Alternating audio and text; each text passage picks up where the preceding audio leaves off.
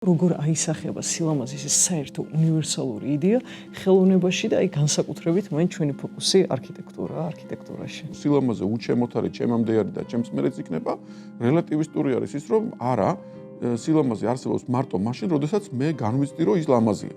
ეს შენობები ძველდება, ტრენდებიც იცვლება და იმ კლასიკას რაც შეეხება, ის ფასს არ კარგავს. არის სეგმენტი, რომელიც არის, რომ ესე იგი მარადიულობასთან წილნაყარი და ისეთი შენობა არის, რომ უყურებ, რომ ეს გაძლებს კი არა და კიდევ შვილიშვილსაც მოესწრება და შეიძლება არც გინდოდეს ეს.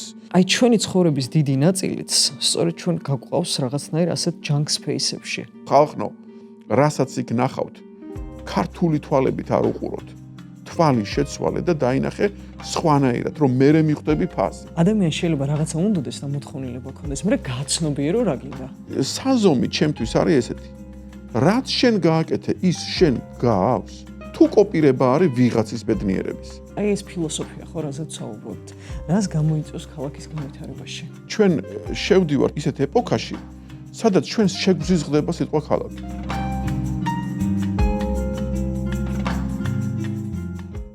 მოგესალმებით აზროვნების აკადემიის გადაცემის სიმპოზიონში. დღეს ჩვენი გადაცემის სტუმარი იქნება ანდრო ტგებუაძე. რა თქმა უნდა, ძალიან დიდ მადლობას გიხდით მობრძანებისთვის და მე არ შემიძლია ეს საუბარი არ დავიწყო რაღაცის მოგონებით. თქვენ ერთხელ უკვე ნამყოფი ხართ ჩვენთან გადაცემის სიმპოზიონში და სანამ გადამავიწყებს. კი.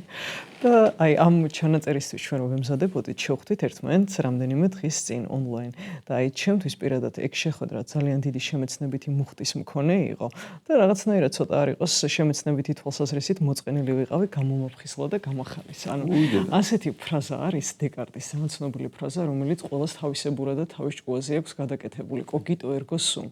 ანუ ვაზროვნებ მაშასადამე ვარსებობ. და ეხლა აქ მე თავისუფლებას მივცემდი, რომ ცოტა ჩემებურად გადმოვაკეთებ და ვიტყვი, რომ ვახლდები მაშასადამე ვარსებობ. და აი ყოველი ეს შემეცნება, სწავლა არის რაღაც სიახლე და განახლება და ჩვენი დღევანდელი თემა შემთხვევითი არ არის, რომ იქნება ახალი ეპოქის გარიჟრაჟისთვის სათანადო და შესატყვისი ფილოსოფია და კონკრეტულად არქიტექტურის ფილოსოფია, აი ასე მოვხაზავდი ამ თემას. და სანამ აი ახალ ეპოქაზე გადავიდოდეთ, მანამდე ცოტათი მინდა წარსულში უკან დავიხიოთ და ასეთ თემაზე ვისაუბროთ. აი ეგრეთ წოდებული კანონიკური სილამაზე ან საერთო უნივერსალური სილამაზე. აი ამ მხრივ ძალიან მოკლედ ვიტყოდი ანტიკურ საბერძნეთში, ხო? სოკრატეს თანამედროვეები იყვნენ სოფისტები თავის მხრივ რელატივისტები იყვნენ. და ისინი ამბობდნენ ასეთ რაღაცას, რომ თავისთავადი ჭეშმარიტება არ არსებობს. ან ყოველ შემთხვევაში თუ არსებობს, ეგ ჭეშმარიტება ჩემთვის არის შეუცნობელი. და რაც ჩემთვის არის მომგებიანი და რაც მე მაწყობს, ჭეშმარიტი ის არის და სილამაზეც ის არის, რაც მომგებიანია. და მე პლატონი უკვე განახორციელებს ერთგვარ შემოbrunებას და იტყვის ან დაფიქრდება ასეთ რაღაცაზე, რომ წინაპირობა ან საფუძველი იმისა, რომ ჩვენ თანავარსებობდეთ და ეს შევძლოთ, ასევე შევძლოთ ერთმანეთის გაგებინება არის ის, რომ ჩვენ უნდა ვარსებობდეთ რაღაც საერთო ველში ჩვენი განსხვავებების მიუხედავად.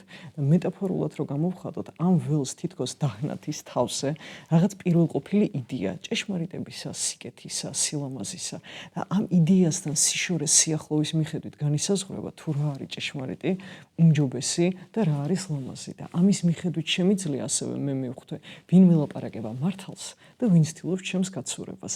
ეხლა მე ცოტა ისეთი შესავალი გამომივიდა თუ პრელუდია და აქ ჩემი შემოთავაზება იქნება აი ამ სილამაზის საერთო იდეაზე ვისაუბროთ თუ არის შესაძლებელი და იმაზე თუ როგორ აისახება სილამაზის ეს საერთო უნივერსალური იდეა ხელოვნებაში და აი განსაკუთრებით მაინც ჩვენი ფოკუსი არქიტექტურაში. დაიძაბა სიტუაცია.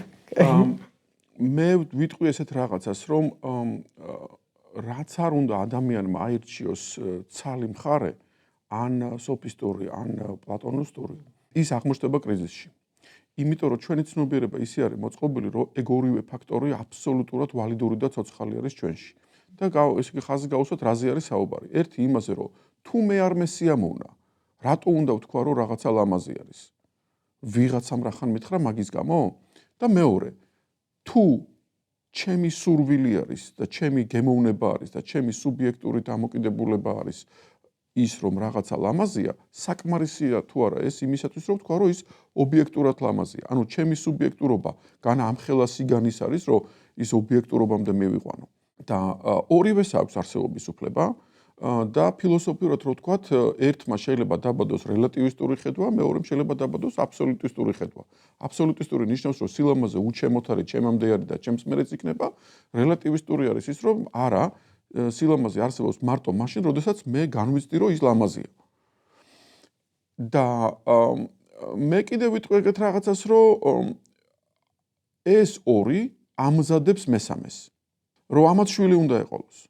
რომ პირველი ალბათ თანმიმდევრულად პირველი იქნება, რომ ეს უნდა მოვიდეს გარედან, ვიღაცამ უნდა მითხრას, რომ ეს ლამაზია. რატომ? იმიტომ რომ მე რო ვიბადები საერთოდ ნოლებზე ვარ ჩამოყრილი და საერთოდ არც ვიცი სილამაზე სიტყვა რა არის. და ვიღაცა სანამ მე ამის აზროვნებას დავიწყებ, ვიღაცა უკვე მეუბნება მე რომ ეს კარგია, ეს ცუდია, ნახე რა კარგია, ნახე რა ცუდია. ამიტომ მე ისე რომ არ თვითონაც ვერ გავიაზრებ, უკვე გავიმეორებ სხვის ნალაპარაკებს. და ვიტყვი რომ რაც მაგრები ვართ ქართველები ვართ. და მე სადღაც დაიბადება ჩემში ინდივიდუალიზმი, პერსონა, ეგო, რომელიც დაუპირისპირდება გარედან მოსულ ავტორიტეტს, პირობითად მამას და იტყვის რომ ეგრეც არ არის სამყარო მოწყობილი მამა ჩემი რომ მეუბნება. და ეს მამა შეიძლება იყოს ყველაფერი. და შინაგანი პროტესტი მექნება და ვიტყვი რომ არა, სამყარო არის ის მე რაც მომწონს. იმიტომ რომ მე რომ მომწონს, იმას ვგრძნობ რომ მომწონს. და ის რასაც მამა ჩემი მეუბნება, ეკო ბაბუამი ჩემზე აყოლილი აზრები არის და მეში გავლილი არ აქვს. ასე რომ რაფასი აქვს ამ ყველაფერს. ტრადიციას. რაფასი აქვს ტრადიციას. თავარი არის შენ რას განიცდი ეხლა. და ეს ხალხი ხოცავს ერთმანეთს. ეს არის თაობებს შორის ბრძოლა, ეს არის ლიბერტარიანებსა და ტრადიციონალისტებს შორის ბრძოლა, ეს არის ბრძოლა ყველა იმ ადამიანებს შორის, რომელსაც ვერ გაურკვევია აბსოლუტისტური არის ჭეშმარიტება თუ რელატივისტური არის ჭეშმარიტება. და მე ვაფრიალებ დროშას, რომ ჭეშმარიტება უნდა იყოს ერთდროულად ჩემში და ჩემზე მეტი. რახან ჩემში ამდენად რელატივისტური, რახან ჩემზე მეტი ამდენად აბსოლუტისტური და აქედან გამომდინარე ველოდები, როდის მოვა ის ახალი ეპოქა, როდესაც დაიბადება რაღაცა ერთდროულად ინდივიდუალური და უნივერსალური. ეხლა თუ გადავახოთ ამ ყველაფერს და ვიტყვით, რომ აბა მოდი ძველი საბერძნეთიდან მოვყვეთ და აბა ვნახოთ არქიტექტურაში რა ხდება, ფერწერაში რა ხდება, მუსიკაში რა ხდება და იქ ესე იგი როგორ იყო. იქ რა თქმა უნდა ძიება იყო იმაზე, რომ უნივერსალური რა არის, ჰარმონია რა არის, მაჟორი რა არის, მინორი რა არის, სამხმოვანება რა არის, თუ რაღაცა რომელიღაც აკორდი რა არის და კლასიციზმი შეიქმნა, რომ მომაც აკრძალა რაღაცები, იმიტომ რომ აღიქმებოდა როგორც ულამაზო, მერე მოვიდა ჯაზი, რომ მომაც იმათ ულამაზოზე თქვა, რომ არა კაცო გადასარევად ლამაზია ეს და პირიქით გავაჯაზოთ ნიშნავ, მერე იმ ჯაზში კიდე პროტესტი წარმოიქმნა, რომ მომაც თქვა, რომ აი ხა რაღაცა დოდეკაფონიური რაღაცები, მერე მოვიდა საერთოდ რაღაცა ისეთი ესტრადა წარმოიდგინეთ, რომ ესტრადა არ არსებობდა კაცობრიობაში 10,000 წელი. როგორ ეს ხალხი რას ვღეროდა აბა? მე-19 საუკუნეში ოპერებს ვღეროდა სუპრაზე? ხვდებით ხო როგორი თემა არის და მერე ხვდებით რომ გაადამიანურდა. მაგრამ ამ ადამიანურში მეორე კრიზისი აღმოჩნდა, ყველაფერი კონსუმერული გახდა. მერე ჰარმონიაც გავაკრეთ, რიტმი დავტოვეთ სხვათა შორის, მელოდია გავაკრეთ, რაღაცები მოვკალით. რატომ მოვკალით? იმიტომ რომ შტერი არ უსმენს და შტერი ხო ბევრია და ჩვენ ხო გვინდა რომ ბევრმა მოусმინოს და ფული გავაკეთოთ, იმიტომ რომ კაპიტალიზმში ვართ და ამიტომ კარგია ის, რაც უყვარს ხალხს და ხალხი ვერ გებულობს კარგს. და ამიტომ გახდა სამყარო კონსუმერისტული. ხა არქიტექტურაში თუ ვლაპარაკობთ, ხა ჩემგან არქიტექტურაზე ვლაპარაკი არ გაიშო, მე დარგის სპეციალისტი არა ვარ, მაგრამ როდესაც უყურებთ რაღაცა ნაგებობას, ჩვენ ხვდებით, რომ რამდენი ცოდნაა ჩადებული ამაში. ხო? ხა პირამიდებს რო უყურებ, რამხელა და საიდან მოვიდა ეს ცოდნა? ან ეს გეომეტრია, ან ეს პრეციზიულობა, ან ეს მიმართულება, ან ეს ასტრონომია. მე საბერძნეთში უყურებ ეს რაღაცა ოქროს კვეთები, ეს პროპორციები, ეს რაღაცა არ ვიცი, ვინ იჯდა ამის უკან და რა თქმა უნდა, იქ რაღაცა მთელი სპირიტუალური სკოლები იყო, ნახევრად დახურული. პითაგორა პირველ რიგში ის იყო, რა ქვია, მოაზროვნე ფილოსოფოსი იყო და კიდე მისტიკოსი იყო, მანამ სანამ გეომეტრია იქნებოდა. და მე შეხვდები, რომ რაც აქეთკენ მოდიხარ, ეს ელემენტი ჯერ იკარგება, მე თითქოს და აღორძინებაში ისევ შემოდის, მაგრამ ხალხი მიყვება კანონიკას. ბახის მუსიკა რო აიყო, კანონიკა არის თავიდან ბოლომდე. მათემატიკა შეგიძლია დაარქვა. უბრალოდ თან ეს მათემატიკა ლამაზი არის. და მე კიდევ უფრო ადამიანურდება და შემოდის რაღაცა ისეთი მომენტი, რომ ადამიანი ბედავს თავის ხასიათს, ექსპრესიონიზმი, იმპრესიონიზმი. ამას თითქოს და კაცობრიობა ვერ ბედავდა მანამდე. ვიღაცა ტიპმა გაბედა, რომ შავი კვადრატი დახატა და ესეც ლამაზი არისო და წადინ მიჭირე სადაც გინდაო. ანუ რამხელა ინდივიდუალური ხაზი წამოვიდა, თან როგორც პროტესტი. შემდეგი ნაბიჯი რა იქნება? შემდეგი ნაბიჯი იქნება, როდესაც ჩვენ შევხედავთ რაღაცას, მაგალითად თუნდაც აი შენობას და ვიტყვით, რომ ეს როგორი ინდივიდუალური არის და ამას მარტო მისი შემოქმედი თუ გააკეთებდა, იმიტომ რომ ერთ-ერთში ასახავს მის ინდივიდუალურ ისტორიას. იმ ამბავს, რომელიც ამ ადამიანმა თვითონ გაიარა. ეს არ არის კანონიკა, რომელიც მედაცლილი არის. ეს პირდაპირ არის ამ ადამიანის სუბიექტური მეზე აღმოცენებული. ოღონდ იმდენად ზუსტია, იმდენად მიგნებულია, იმდენად დახვეწილია და ღრმა არის, რომ ეს სუბიექტურობა გავიდა ობიექტურობაზე თავისი გულწრფელობით. და მე ვიტყვი, რომ ესეთი მაგალითი ჩემთვის არის მაგალითად რეზო გაბრიაძის თეატრი. შენობა, რომელსაც უყურებ, რომელიც ერთ-ერთში პირდაპირ რეზო გაბრიაძეა. უბრალოდ არქიტექტურაში გატანილი და არა მარტო არქიტექტურაში, ქვემოთ კაფე არის, რომელსაც ყველა დეტალი რეზო გაბრიაძეა, სპექტაკლში შეხვალ ყველა დეტალი რეზო გაბრიაძე არის და საპირფარეში შეხვალ და საპირფარეში ბუზების ხმარი ჩართული დინამიკებში უნიტაზე როზი ხარ. იმიტომ რომ ეგეც ინდივიდუალური და მიგნებული და კეთილი არის. რეზო გაბრიაძემ სიკეთე და სულიერი კომფორტი აღწერა ესე და გამგები გებულობს ამას და რახან გამგები გებულობს მაშინ ეს ობიექტურია. მაგარია. ამიტომ რომ მკითხოთ რა დრო მოდის, მე გეტყვით მოდის დრო, როდესაც არქიტექტურის გვერდით უნდა დაждდეს ფილოსოფოსი. და ფილოსოფოსმა ესე უნდა აღაპროს თვალები ზეცაში და რაღაცეები იბოჯიალოს, არქიტექტურმა უნდა უთხრას ვაი შენს პატრონს მაღლა რატო დაფრინავ და ეხლა დაგამიწებ შენ და აი ამ ტანდემში უნდა დაიბადოს ის, რასაც ქვია ინდივიდუალური კოსმოსი. ისე კი ძალიან საინტერესო მაგარი ფორმულირებებია და მე ასეთი რამე შევნიშნე თქვენ სიტყვაში, რომ ძალიან ბევრი ელემენტს თავის თავში შეიცავდა, მოქსოვილი იყო ასე ვთქვათ. ეხლა მე შევეცდები, რომ ეს ნაკსოვი ცოტათი დავარღვიო და ანალიტიკურად დავშალო ცალკეულ ბლოკებად. თუ აი ჩვენ აქ ვახსენეთ ასევე სიტყვაში მოდერნიზმი და მოდერნისტული პროტესტი, ასე რომ ვთქვათ, ხო? და აი მოდერნიზმისთვის რა არის წამყვანი? წამყვანი არის აი ინდივიდის რაღაცა სუბიექტური გამოცდილება, მისი ინდივიდუალური თვითგამოხატვა და ასე შემდეგ. ეგ თქვენთვისაც ისეთი იქნება საინტერესო, აი მე გავიხსენებდი კირკეგორს, რომელიც იყო შეიძლება ითქვას ერთ-ერთი ცენტრალური ფიგურა მთლიანად ახალი დროის და ის ამბობს ასეთ რაღაცას, რომ ჩემთვის ობიექტური ჭეშმარიტებები, იქნება ეს მათემატიკური ჭეშმარიტება, იქნება ეს იგივე ოქროს კვეთა რო ვახსენეთ არქიტექტურაში, რაზეც დაფუძნებულია მთელი კლასიკური არქიტექტურა, თუ რაღაც მიზეშედეგობრივი კანონი. ეს სრულიად უმნიშვნელოა.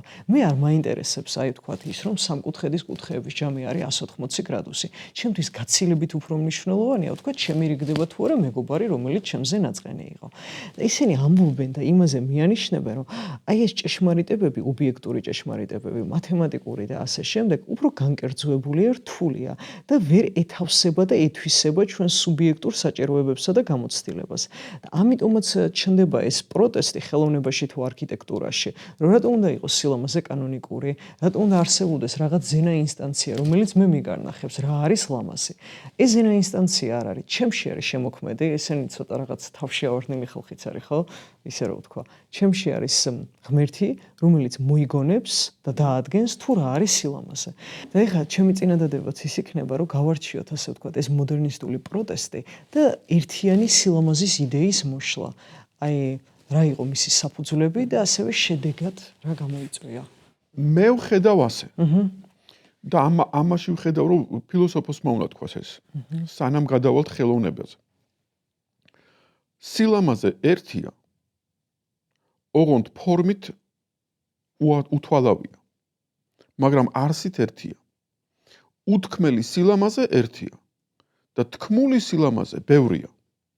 და ყველა ხელოვანის ვალდებულება არის, რომ მან თავისი ვერსია თქვას იმ ერთიანი სილამაზის, რომელიც ფორმას შეიძენს მაშინ, როდესაც ის გამოთქვავს. ამიტომ მე რო ვთქვა, რომ სილამაზე შეიძლება იყოს ბევრნაირი არსობრივად.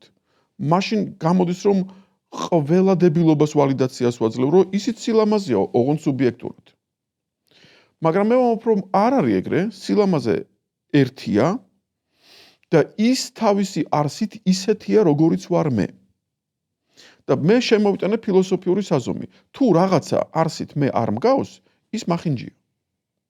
საზომი იმისა, რა არის ლამაზი, არის ჩემივე ცნობიერება. თუ რაღაცა მე მგავს, ის ლამაზია. რითი ვხვდები მე რაღაცა გალერეაში, რომ ნახატს უყურებ და ლამაზი არის თუ არა. თუ იმ ნახატზე ხატია მე, ის კოსმიური მე, რომელიც მე და მის ავტორს იგივე გვაქვს. ანუ ჩემი ცნობიერების ტოპოლოგია თუ ხატია, ვიტყვი რომ ვახ, რა მაგარია. მაგრამ თუ ხატია იქ უბრალოდ თუ საღებავი მიასხა ამ კაცმა და რა ვიცი, ესეც სილამაზეაო და ასეთი მაჩელენჯებს როგორც ჟარგონი არის, მაშინ მე ვიტყვი რომ ოკეი, შეიძლება კონკრეტულად რომელიღაცა ესეთი საღებავის მისხმა მოუხდეს მაგალითად ჩემს ინტერიერში, აი რაღაცა სკამი მიდგას და იმის თავზე ლამაზად გამოჩნდება ეს მომენტი და კონკრეტულ რაღაცა ელემენტს მოუხდეს კიდევაც. მაგრამ ის თავისთავად ლამაზი არ არის. იმიტომ რომ ის მიგნებული არ არის, ის გაბედულია მხოლოდ. ოკეი? მე-20 საუკუნის სავსე ესეთი გაბედული ხელოვნებებით, რომელიც მიგნებული კი არ იყო, არამედ გაბედული იყო. და მე ვამბობ, რომ არ არის ეგ საკმარისი, ის უნდა იყოს მიგნებული და შენ რომ მიაგნო, შენ უნდა მიაგნო შენს თავს. და შენ რომ შენ თავს მიაგნებ, შენ ისეთნაირად გამოხატავ ამას, რომ ეგ უკვე იქნება შენი ინდივიდუალური. ოღონდ ფილოსოფიურად არ აგერიოთ. და თქვენ არ თქვათ, რომ სილამაზე ბევრნაირი არის. არა, სილამაზე ერთნაირია, მისი ფორმაა ბევრნაირი.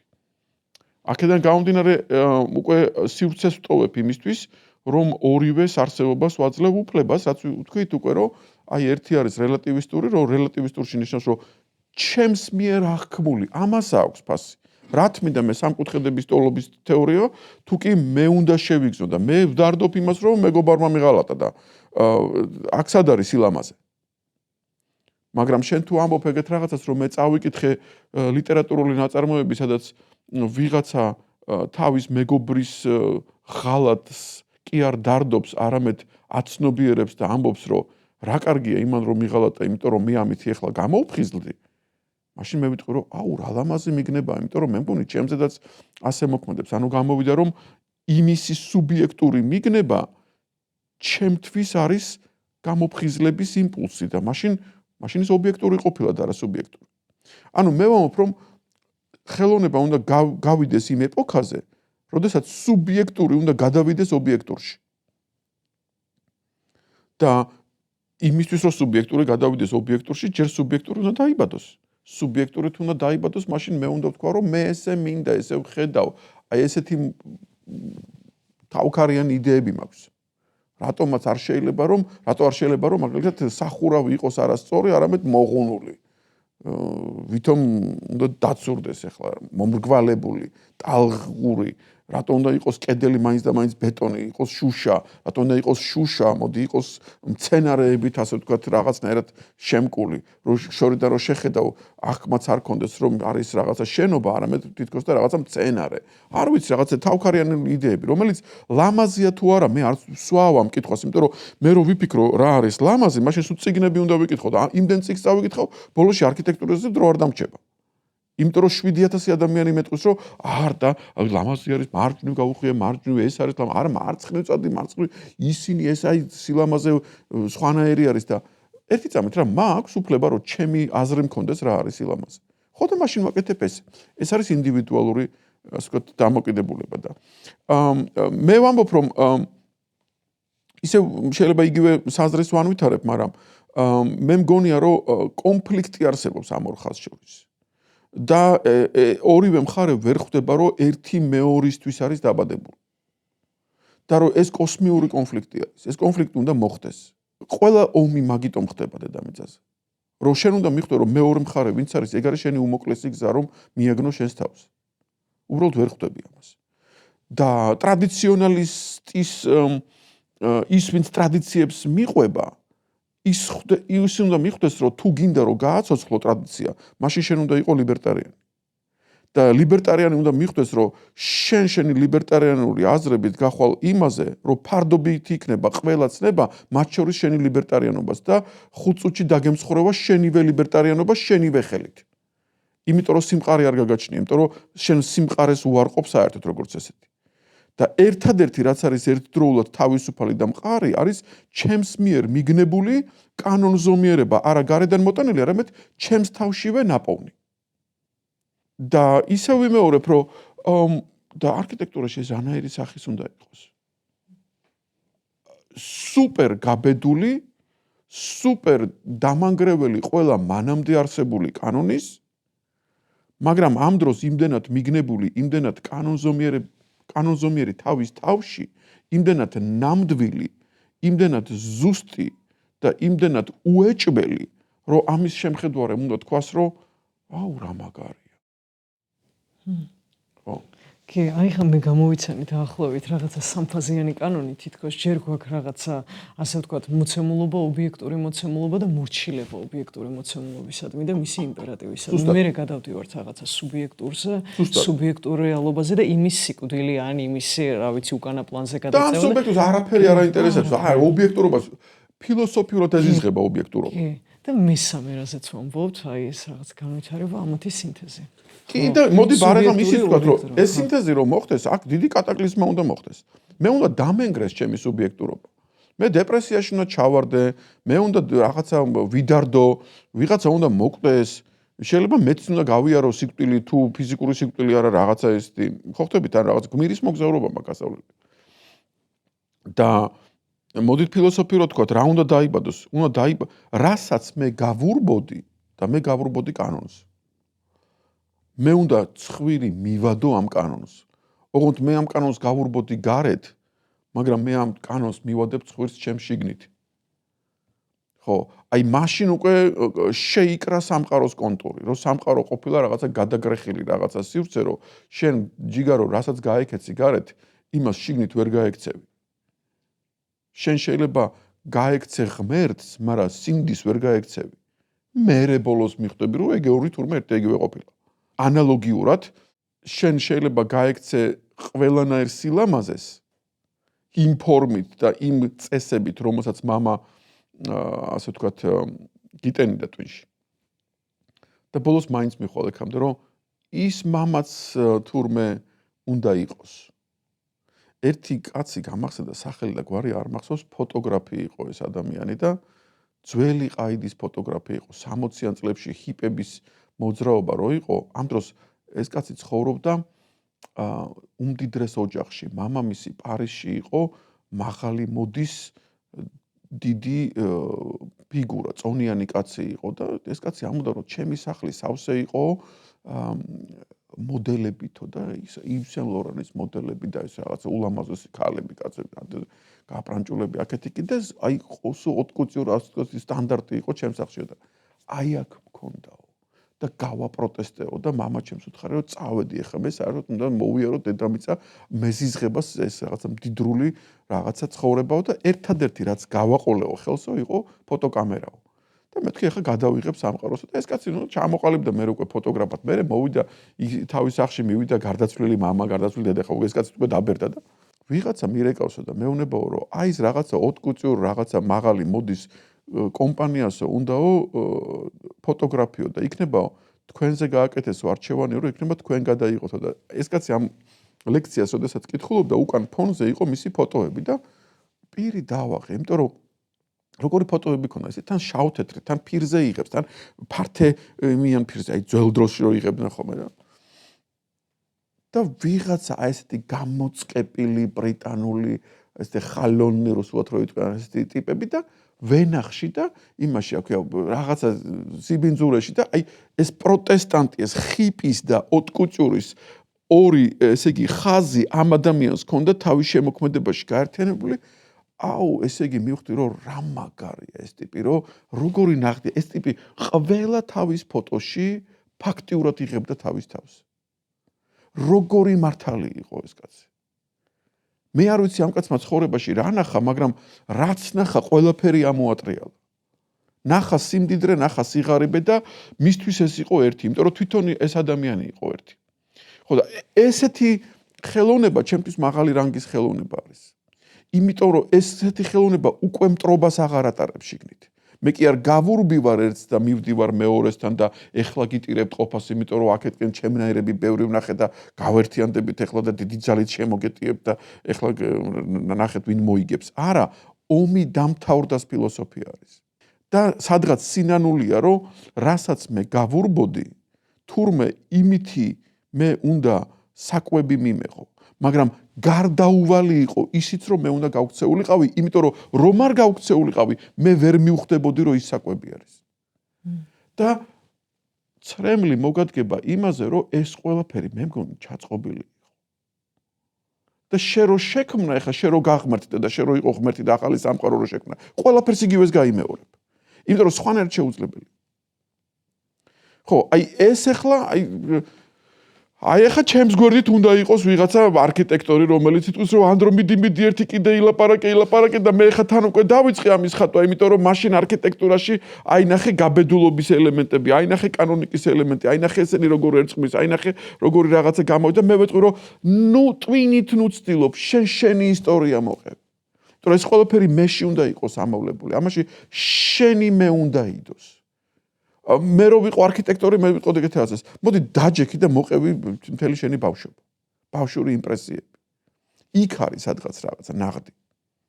არა წიგნში, რომელიც გიხსნის რანაირი უნდა იყოს კანონიკური სილამაზე. არამედ ის რამაც იმოქმედა შენზე, იმიტომ რომ ის უთხოვარი, მან უკვე იმოქმედა. ვიღაცამ რო გითხრას, რომ ის უშნო არის, შენ ეტყვი რომ დააგვიანე ჯიგარო, იმიტომ რომ მაგან უკვე იმოქმედა ჩემს. კი, აი ხა მეც რაღაც ცოტათი არქიტექტორის ფუნქცია შევითავსებ და ასეთ კითხვას თავს.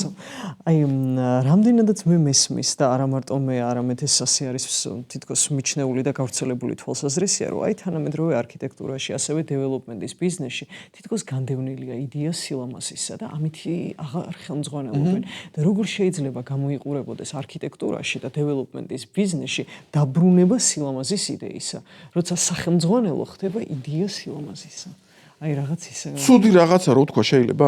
მე მგონი სამყარო დაღუპა ერთმა ადამიანმა. ადამ სმითმა.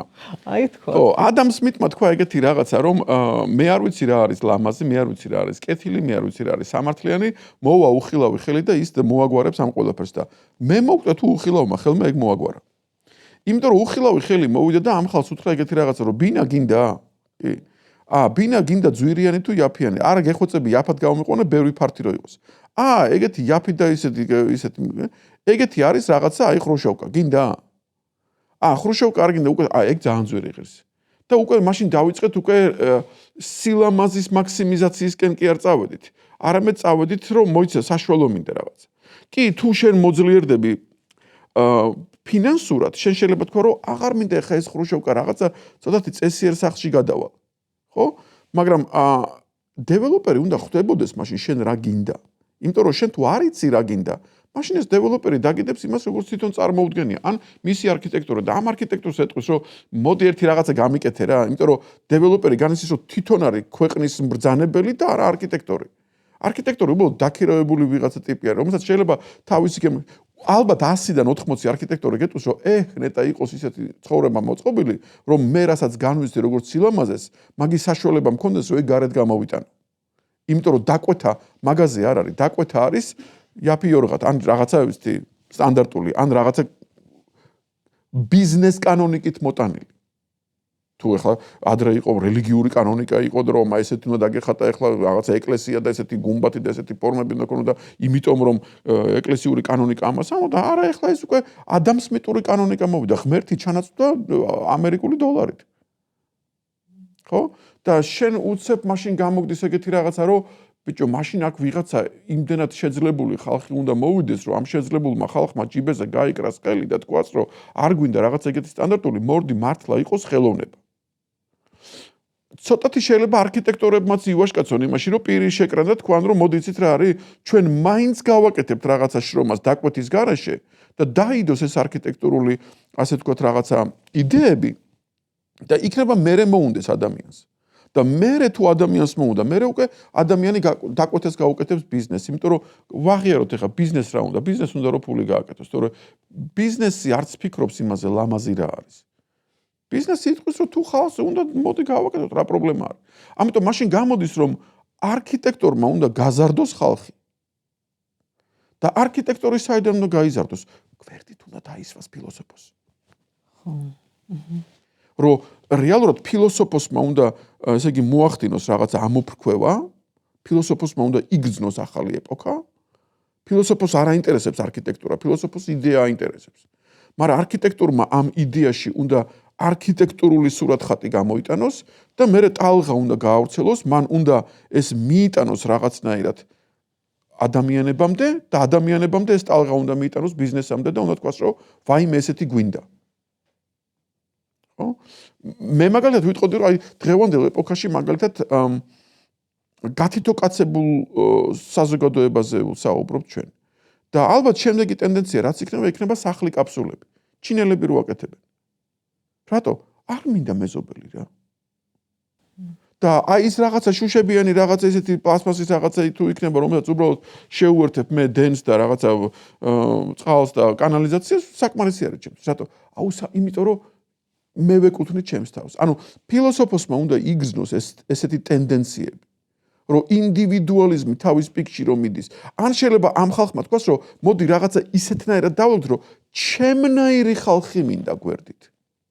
უბრალოდ მეზობლობა კი არ მინდა. თუ ადრე მაგალითად ლოკაცია იყო ცენტრალური და ამ ლოკაციაზე პრემიუმ ფულს გადავიხდი, რომ მაინც და მაინც მაგ ადგილას ყოფილიყავი, ეხლა ვკითხულობ, რომ არა, მეზობელი ვინ იქნება? მაშინ არ მინდა. თუ სამეზობლოს აკეთებთ ისე, რომ ამ სამეზობლოში ნებისმიერი ადამიანი ყიდულობს ბინას, მე ეგეთი აღარ მინდა. რატო? ჩემნაირები მინდა. ხო? ერთხელ მქონდა ეგეთი მომენტი, რომ დასასვენებლად უნდა წავსულიყავი და ტურისტულში მივედი და აბა რას შემოთავაზებთ მეთქი და იქ მომყარა რაღაცა ბევრი რაღაცები და მაჩვენებს, რომ ეს და მიყურებს და ბატონო ანდრო თქვენ ეგ არ გინდათ. უი, როგორ მიხდი მე? არა, თქვენ სხვა რამე შემოგთავაზებთო. აი ეს უფრო მოგინდებათო და განსხვავება რა არის? აქო იდეინი ხალხი დადისო.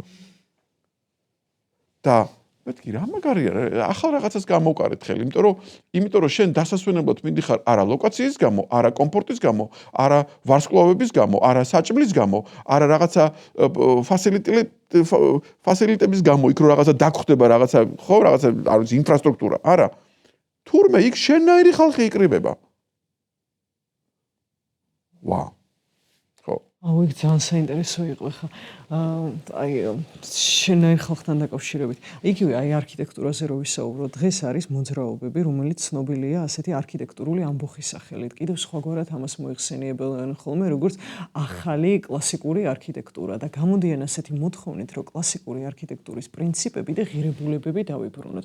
რა თქმა უნდა, გამეორება სრულად ვერ მოხდება და ეს ანაქრონისტული იქნება, მაგრამ არის რაღაცა ძალიან მნიშვნელოვანი ღირებულება ან ღირებულებები, რომელთა დაბრუნება ღირს. აი ერთ-ერთი არ ვიცი შეიძლება თქვენც და მეთანხმოთ არის შემდეგი, რომ აი კლასიკურ არქიტექტურას რაც შეეხება, ის შენობები გათვლილი არის ხანგრძლივ პერსპექტივაზე და უფრო მეცაც ვიტყვი, გადაჭარბება არ არის, უფრო მარადისობაზე. და რაც შეეხება აი დღევანდელ არქიტექტურას ან დეველოპმენტს, ძალიან სწრაფი მოგების პრინციპით თამაშობენ, რომ მე რამდენიმე წელიწადში, რა ვიცი, 2-3 წელიწადია, ავაშენე რაღაცა შენობა, ვთქვათ, ეს არის საცხოვრებელი კომპლექსი, ხო? მე გავყიდი და გავიქეცი. გავიქეცი ეს ახლა უხეშად ჟღერს. თითქოს წავედი. გაიგზენ, მე ხა ისეთ ისტორიებში ვარ, დეველოპერებთან მიმართებაში, გვინდა რომ გაიგზენ და არ გარბიან.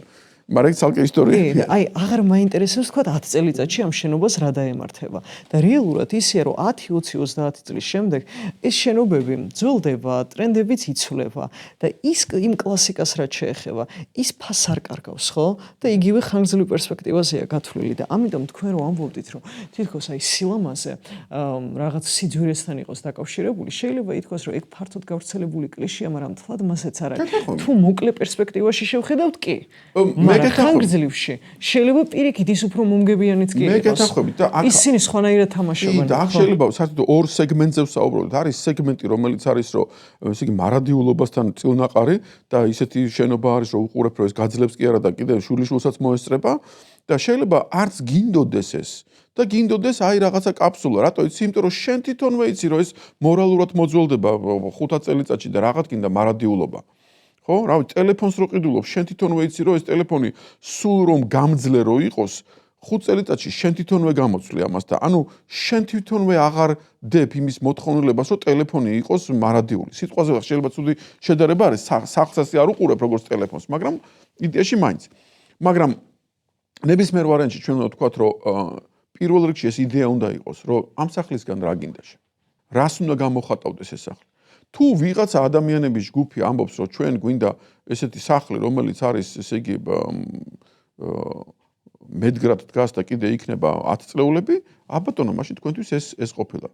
თუ ვიღაცა ამბობს, რომ მე სულ არ მინდა ეგა და მე მინდა ესეთი ამერიკული სტილის სახლები რო არის, შეიძლება ქარმა დაუბეროს და ჭრიალი დაიწყოს ამას, მაგრამ ხო იცი, მარტივად შენდება ისეთი დეკორატიული ელემენტებით, რომელიც ძალიან ლამაზად გამოიყურება, მაგრამ სულ არ არის მარადიული. აი ეგ მინდა. ანუ ვიღაცამ შეიძლება თქვას, რომ ეგ მინდა. მე უბრალოდ სხვა რაღაცა ვახსენე, კიდე უფრო გავაფართოვე ეს არეალი და ვამბობ ეგეთ რაღაცას, რომ მე სახლი კი არ მინდა. კონკრეტულად სახლი კი არ მინდა. მე არქიტექტორთან კი არა მაქვს მარტო დაკვეთა, დეველოპერთანაც მაქვს დაკვეთა. მე მინდა ცხოვრების სტილი. აი ხა, რასაც ვლაპარაკობდი, რომ ვინ იქნება მეზობელი, უცებ გამახსენდა ჩემი ბავშვობა. მე 80-იან წლებში დედაჩემმა ერთხელ გამაქანა ბორჯომში კომპოზიტორთა სახლი იყო ესეთი. არ ვიცი თქვენ მოესწარეთ თორე, იმიტომ რომ მე ძალიან მალე 90-იან წლებში უკვე გაპარტახდა იქ ყველაფერი და მე მოვესწარი იმ დროს, როდესაც კომპოზიტორები იკრიბებოდნენ და საღამოობით ხალხი გამოდიოდა და უკრავდა და იქ ყველა მუსიკოსი იყო. და ისეთი სახელები იყო, ეხლა რომ ჩამოთვალო, მეტყვით რომ აბა 60-ში გიცხოვრია და მე მგონი მართლა შეგრძნება მქონდა რომ იქ კომპოზიტორებში წრეს რომ დავარტყოდი ხოლმე, მართლა 60-ში ვიყავი, იმიტომ რომ გარშემო ადამიანები ყველა იყო, ყველა მაღალი რანგის შემოქმედი იყო. და ალბათ დღეს დიდ თანხას გადავიხდიდი, რომ უბრალოდ იმ ეზოში იმ ხალხთან ერთად გვერდით გამევლო. ო? ბიძინა კვერნაძე რო არის და გია ყანჩელი რო გამოვლის და ვაჟა აზარაშვილი რო კიდე რაღაცა შეწვავს იქ რაღაცა და კიდე რო რაღაცა იოხუნჯებს და ამათი იუმორი და ამათი შემდეგ კიდე ინსტრუმენტთან რომ მივიდოდნენ და რო დაუკრავდნენ თავიანთ ახალდაწერილ ნაწარმოებებს 60-ში ხარ აბა რა ხარ. და გადააზრება არის იმის საჭირო, რომ ჩვენ თითქოს და ესეთი მდგომარეობაში ვართ, რომ რავი, აბა დეველოპერი რა შემომთავაზებს. და ჩვენ უნდა მივხვდეთ, რომ არა, დეველოპერს შენ უნდა დაუსვა ამოცანა.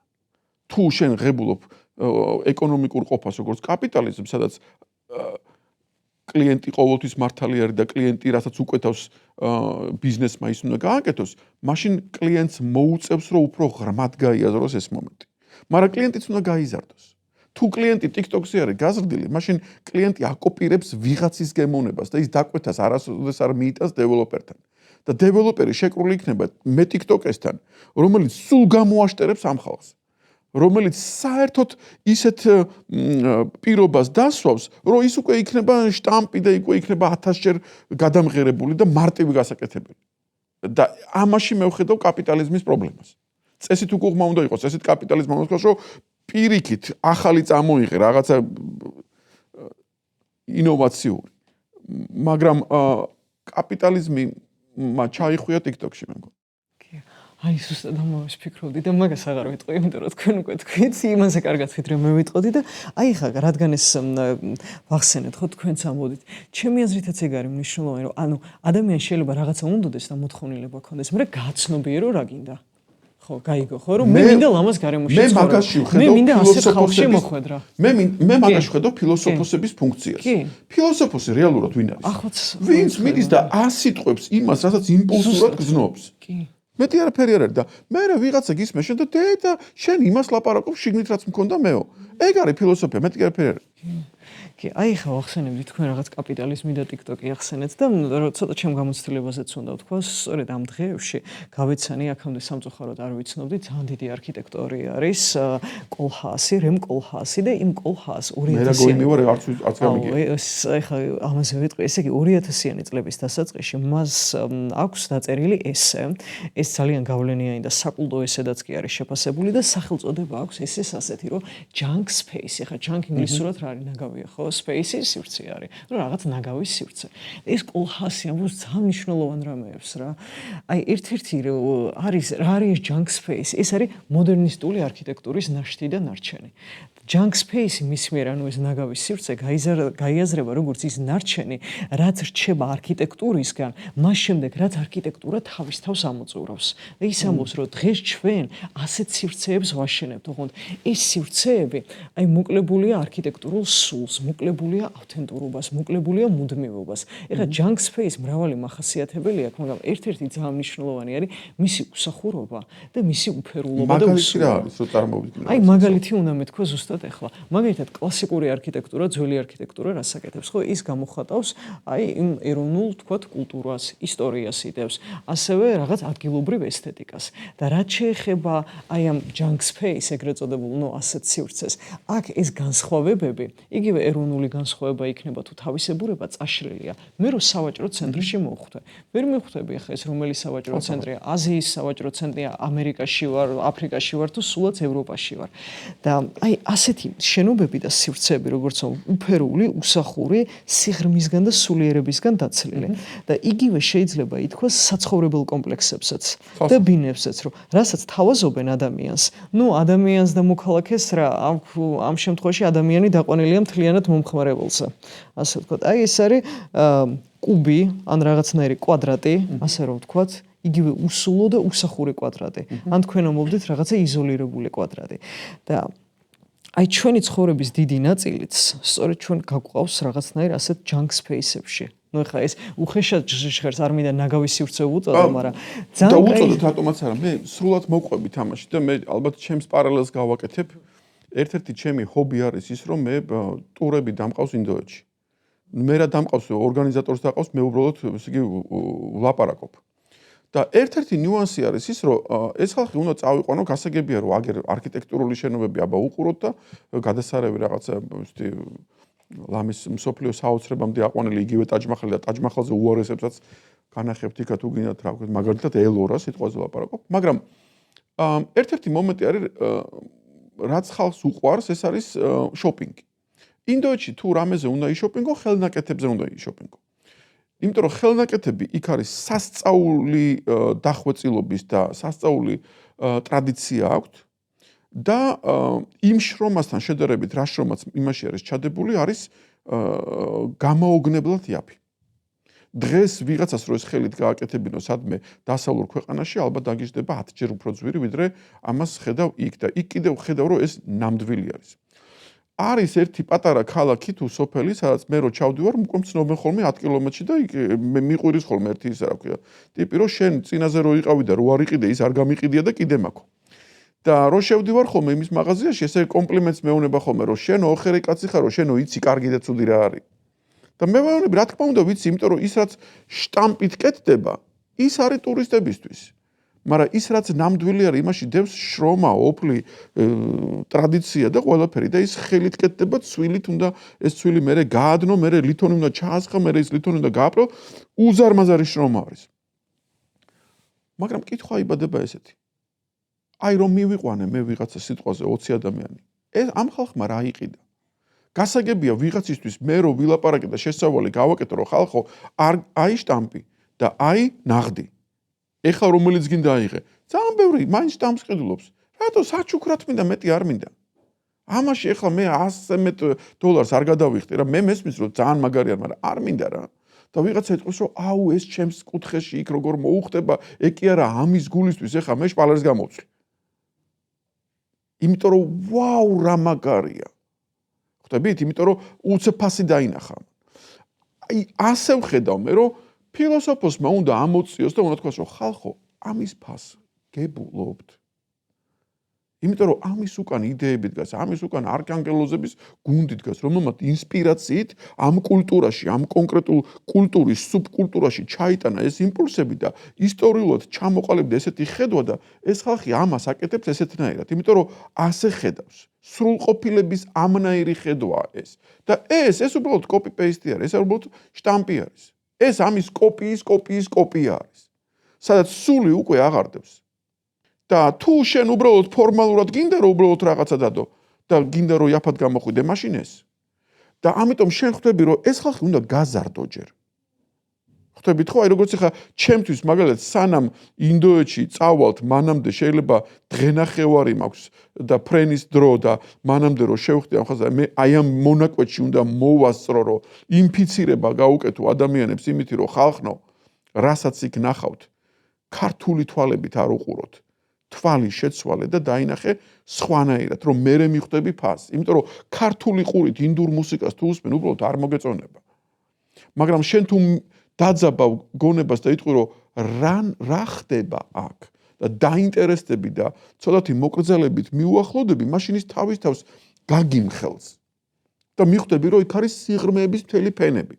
ანალოგიურად არის აქ. ანუ ხვდებით ხო, ესე იგი სად ბრუნდებით ჩვენ რომ ფილოსოფოსმა უნდა ხალხზე იმუშაოს, რომ თვალი აახილოს და როგორც თქვენ თქვით რაღაცა იდეათა სამყაროდან რაღაცა იდეას უნდა წვეს, რომელიც ყველასთვის ერთია და სილამაზე არის, ოღონდ ის ერთიანი შინაარსით, რომელიც ფორმდება 1050-ნაირად.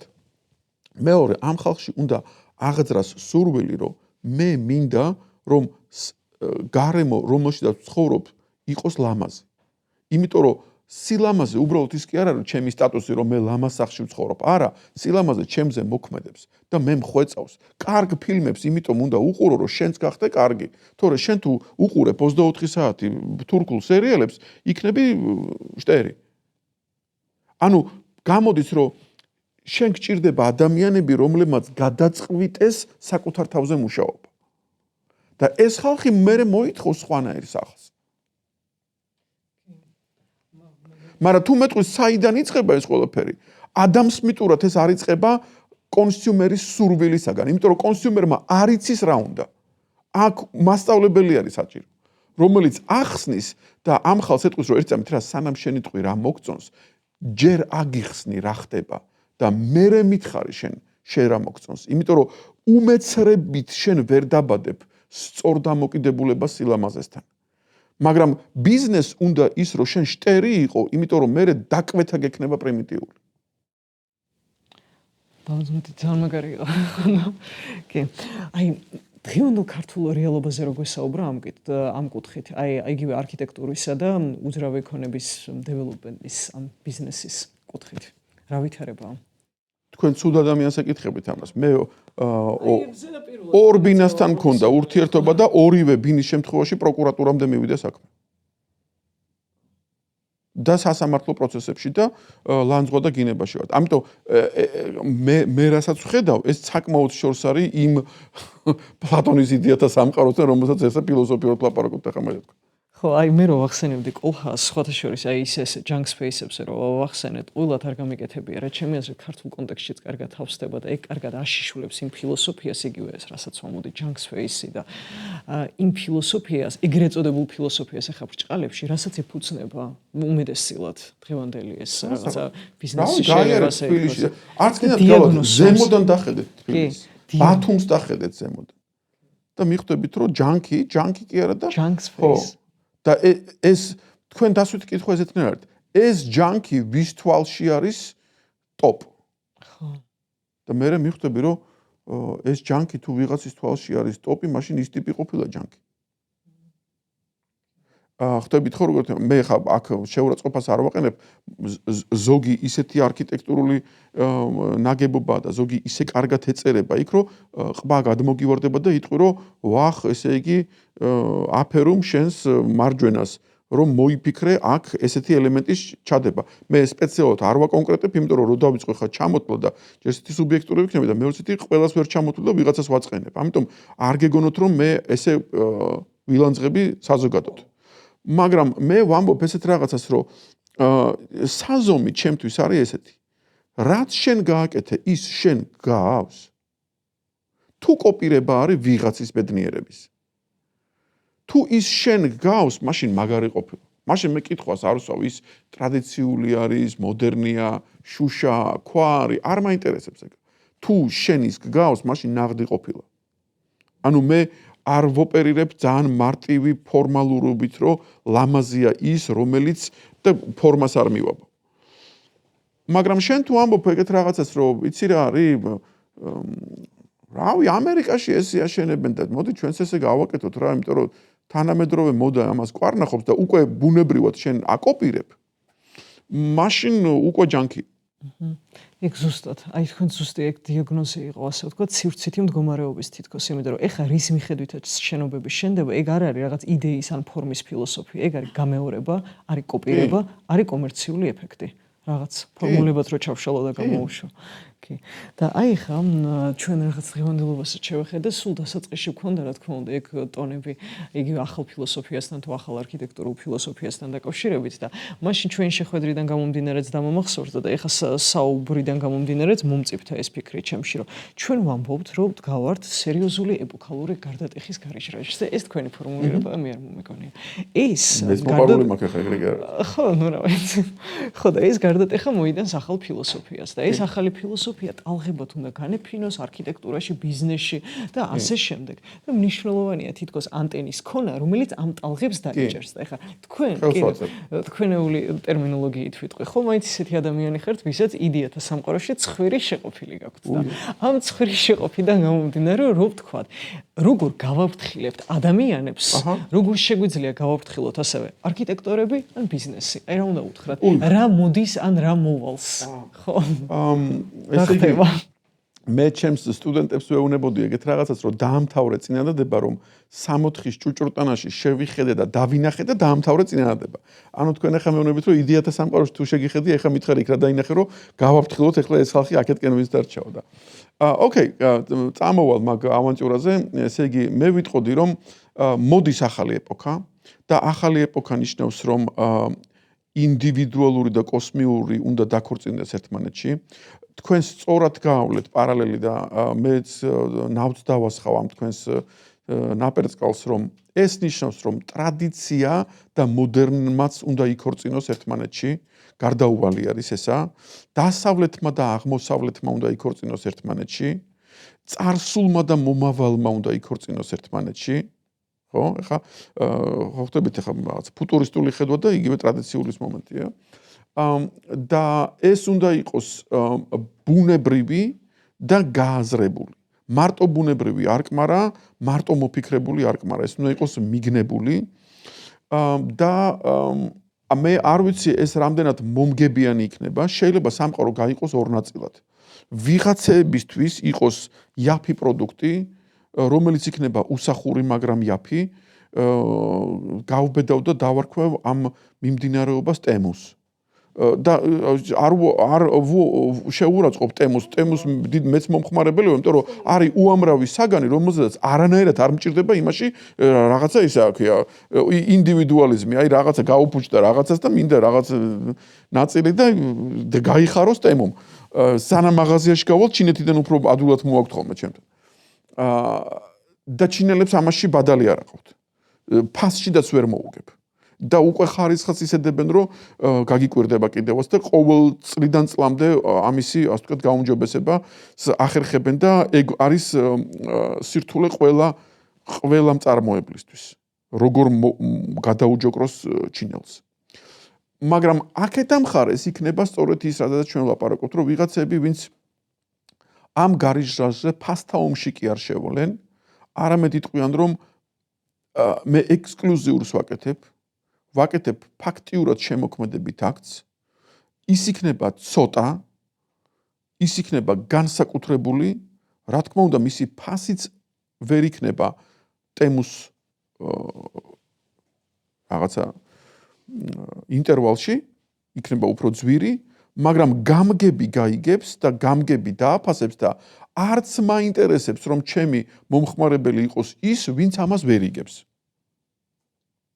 და აი აქ მე ვხედავ, რომ მომავალი იქ გაიხლიჩება ესე ორ ნაწილად. მე არ ვიცი, ვინ ეკონომიკურად როგორ მოახერხებს მოერიოს და მართლა გადაიხადოს მართლა ნაღდობაში და რომელი ქალაქის რომელი უბნები განვითარდება როგორც უსახური ჯანკი, მაგრამ იაფი ორღად და ვიღაცეები, რომელიც იქნება რაღაცნაირად სახიანი, მაგრამ ძვირი, მაგრამ ამ პოლარიზაციას მე ვხედავ. კი და აი ჩემი შემდეგი ქალაქი ვახსენეთ, კითხვაც აქეთთან მიდიოდა. აი ეს ფილოსოფია ხო, რაზეც საუბრობთ. რას გამოიწვევს ქალაქის განვითარებაში? აი ასე რომ ვთქვათ. რაღაცა რო თქვა შეიძლება? მე მგონი ჩვენ შევდივართ ისეთ ეპოქაში, სადაც ჩვენ შეგვზიზღდება სიტყვა ქალაქი. იმიტომ რომ ქალაქი წავა უკვე ჯანკისკენ და მე ვიტყვით რომ არ მინდა რა ეს ქალაქი რა. აი სადღაც მინდა და აი რაღაცა იდეინად რომ მოვაწყო რაღაცა. და უცებ იმას გაუჩნდება ფასი. ვინც ამას პირველი მიხვდება, მე მგონი მოიგებს. რომ მიკროსამოთხეს მოვაწყობ იზოლირებულს. ქალაქ გარეთ. კი. მაგრამ ისე პრინციპში ხა მე ჩემოვა ისე თავისუფლად დიალოგში იდეალი ან იდეა მაინც ის იქნებოდა რომ აი ქალაქში მოვაწყოთ ეგ მდგომარეობა რომ რაც შეიძლება მეტ ადამიანზე ეს დადებითად ზემოქმედებდეს. ანუ ის კი არა რომ იზოლირებულად გაქცევა და რაღაცა სამოთხე კაფსულა, არა. მასშტაბურად შეიცვალოს ქალაქის განვითარება და ქალაქის იერსახე. ეკითხო დეველოპერებს უნდა ვკითხოთ, იმიტომ რომ მაშინ აქ უკვე ეშმაკი დაგვადგება თავს და გვეტყვის რომ კი კაცო რატომაც არა, მაგრამ გადაიხდი მაგდენს. და დეველოპერი გეტყვის რომ მოდი ახლა მაშინ კლიენტს ვკითხოთ და კლიენტი გადაიხდის ამდენს და კლიენტმა უნდა თქვას რომ მოიცა რა ნამეტანს ამბობ და ან თუ ვიღაცა იტყვის რომ გადავიხდი მაშინ წავსულვარ წინ და მაშინ ქალაქში გაჩნდება მართლა ისეთი წერტილები და კუნძულები რომელზეც ვიტყვი რომ ვაუ რა მაგარია. კი. ხო, აი ეგ ძალიან საინტერესოა. იგივე კლასიკურ არქიტექტურაზე რო ვსაუბრობთ, იქ ხო პრინციპები არის ჰარმონიულობა, ბალანსი არის, ზომიერება, იგივე სიმეტრიულობა და ასე შემდეგ. და აი ეს ყველაფერიც რო კეთდებოდეს არა რაღაცა ექსკლუზიურად ვიღაც განსაკუთრებული 엘იტარული ჯგუფებისთვის, არამედ ზომიერად განეფინოს მოსახლეობაში და განეფინოს ქალაქში.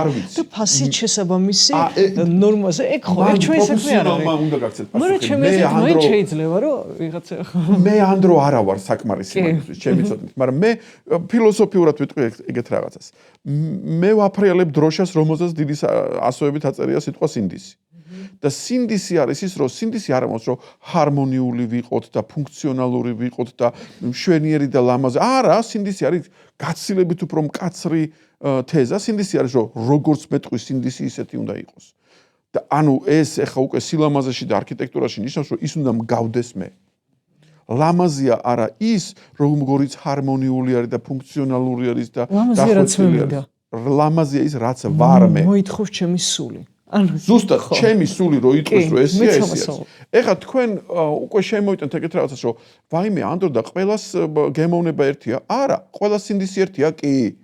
ხდებით? მაგრამ ყველა სინდისი ერთნაირ არქიტექტურას ითხოვს და აქ უკვე სეგმენტაცია წავა, რომ ვიღაცეები, ვინც ასე ხედავს, ისინი წადით მარჯვნივ და ვიღაცეები, ვინც ისე ხედავს, წადით მარცხნივ და აი აქ უკვე ვხედავ, რომ მომავალში, ესე იგი 100 წლის მერე რომ გამახედო სიტყვაზე და რომ ვნახო დედამიწაზე რა ხდება, მე გეტყვი, რომ ხდება ის, რომ ეს ხალხი ცხოვრობს ისეთ community როგორ არის ქართულად რაღაც თემში, რომელიც ერთმანეთთან ფასეულობრივ სიახლოვეში არის. ხო? მე სხვაშორის გავიზარდე კორპუსში, რომელიც პროფესიული სიახლოვე იყო. პეკინის ქუჩაზე ჩვენს კორპუსს ეძახდნენ, მე მამაჩემის მეტალურგი და მეტალურგების კორპუსს ეძახდნენ და ძალიან ბევრი მამაჩემის თანამშრომელს ჰქონდა ბინა ეკეთება რაღაცა საბჭოთა კავშირის მეტალურგებზე გასცეს ეს რაღაცას და რაღაცა გეგმიურად ააშენეს. ეს იყო პროფესიული ერთობა და ეხლა წარმოიდგინეთ რომ ფასეულობრივი ერთობა ქონდეს. აი ისევ იმ რაღაც კომპოზიტორთა სახლიც კი მაინც პროფესიული იყო, თუმცა იქ უკვე შეინიშნებოდა რაღაცა ფასეულობრივი მომენტი, და ხა მუსიკოსი რო ხარ ფასეულობაც უკვე ახლო გაქვს რა. და 60-ში ალბათ მარტო სულიერი ფასეულობის ხალხი უნდა შევიდეს იქა და სხვა ბიზნესმენები ვერ უნდა შევიდნენ იქა, ხო? იმიტომ რომ აურევენ იქ საქმეს რა. ამიტომ სადღაც მე ვამბობ, რომ მაკეტკენ უნდა წავიდეთ. ბუნებრივიც იქნება. თუ ვიხვეწებით 60-ისკენ უნდა წავიდეთ. აი ხა ჩემი 60-ში ყველას არ უშვებენ. ჩემი რეპლიკაც იქიდან გამომდინარეობდა, რომ შეიძლება ხა ჩვეულებრივი ადამიანი გვისმენს რიგითი მოქალაქე და იფიქროს, რომ ეს ჩემთვის ხელმიუწვდომელია და აი მე მინდა ისეთი რაღაცა, რომ ვიღაცამ რაღაცა დოზით მეც მომცეს სილამაზე. და რაღაც მე პრინციპში საიდკენად წავიყვანე უფრო დემოკრატიისკენ რა. ჩვეულებრივ რიგით ადამიანსაც მივცეთ სილამაზე. თუნდაც, რა ვიცი, ეგ არ არის მარტო კომფორტი, ეგ არის, არ ვიცი, სულიერი შვებაც.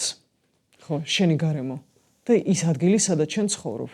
აი წინაზე ცუდი რამე რო თქვა შეიძლება? კი, თქვათ როგორიც გვინდა. ჩვეულებრივ ადამიანს რომ მისცეთ თქვენ სილამაზე, პრობლემა იცით რაშია? ვერ გაიგებს. ეს მისთვის არ არის სილამაზე. ჩვეულებრივი ადამიანისთვის სილამაზე არის ის, რასაც მეზობელი იყიდულობს. იმიტომ რომ მას თავისი შიდა საზომი არ აქვს სილამაზის. ის სილამაზის ცნებას სესხულობს და იპარავს. თორე თუ ჩვეულებრივ ადამიანმა თვითონ მიხვდა რა არის სილამაზე, ის ჩვეულებრივი ადამიანი არ ყოფილა. თქვენ თუ იტყვით რომ მოდი ჩვეულებრივ ადამიანს კი არა, საშუალო კლასის ადამიანს, რომელიც შიგნით არაჩვეულებრივია, მაგრამ ფული არ აქვს. მაგაში დაგეთანხმებით.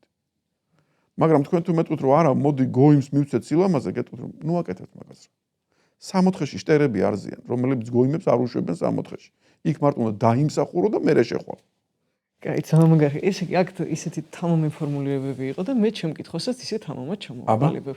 ბევრი ადამიანის გულში გაჩნდება ეს კითხვა და გონებაშიც მე უბრალოდ გავახმიანებ, რომ იტყვიან, რომ აი რა უნდა ეხა აქ ანდროდ გებუაძეს, რა შუაშია, რატო ლაპარაკობს ამ თემასთან დაკავშირებით. ან ჩვენი ეს ნასაუბრები რომ შევაჯამოთ ასე ვთქვათ, რა ვქენით ამ საუბრით და რა შედეგი გვინდა ამ საუბრით. მე ვიტყვი disclaimers, მე ის ადამიანი არა ვარ, ვინც არქიტექტურაზე უნდა ილაპარაკოს ცალსახად და არც ვიჩემებ. მე უბრალოდ ვამბობ ეგეთ რაღაცას, რომ ჩემს ტვინში არის სქემა, რომელიც მე მეუბნება, რომ განვითარებას აქვს 3 ძირითადი ეტაპი. პირველი ეტაპი ეს არის მორჩილების ეტაპი, როდესაც სილამაზე და ჭეშმარიტება გარედან განისაზღვრება, ეს არის პროტესტანტული ხანა, ეპოქა, როდესაც შენ აპროტესტებ ყველაფერს, იმიტომ რომ გარედან არის მოსული და შენი მეობა უნდა დაიბადოს და აი აქ თუ ღმერთი არ მოკალი მეობა არ დაიბადება და მესამე ეპოქა არის, როდესაც შენ შიგნით მიაგნებ შენზე მეტს და იტყვი რომ ვაიმე რა შტერი ვიყავი პირველ ეპოქაშიც და მეორე ეპოქაშიც და ეხა თავიდან უნდა გადავწერო ჩემი თავი. თუ ეს ფილოსოფიურად სწორია, მაშინ მე ანდრო ვიტყვი ეგეთ რაღაცას, რომ მარტო იმიტომ ვბედავ არქიტექტურაზე ლაპარაკს, რომ არქიტექტურაც ვიცი, რომ აი ამ ფილოსოფიის ქვემოთ არის და როგორც ფილოსოფიური საზრისი ზემოდან ყვირი ვარ ეგეთ რაღაცას, რომ ხალხნო იცოდეთ, რომ შემდეგი ეპოქა იქნება ეს. კი, მან ძალიან დიდი მადლობა. პირიქით, თქვენ მადლობა. ესე იგი, საინტერესო იყო, მე კიდევ რაღაც ფიქრებში ვარ და მაყურებელს. მაგ საქმეზე მთავარია, რომ მაყურებელიც ჩავაგდოთ ფიქრში. ხო, ეგ არის. მიზანი, დანიშნულება. მე მაყურებელს ვემშვიდობები იმის იმედით და მოლოდინით, რომ ისიც ფიქრში ჩავარდება. ან რაღაცაზე რასაც ფიქრობდა, მაგრამ ვერ გამოხატავდა, გამოხატვა შეძლებს და სწორი ფორმულირების გაკეთებას. შემდეგ შეხვედრამდე.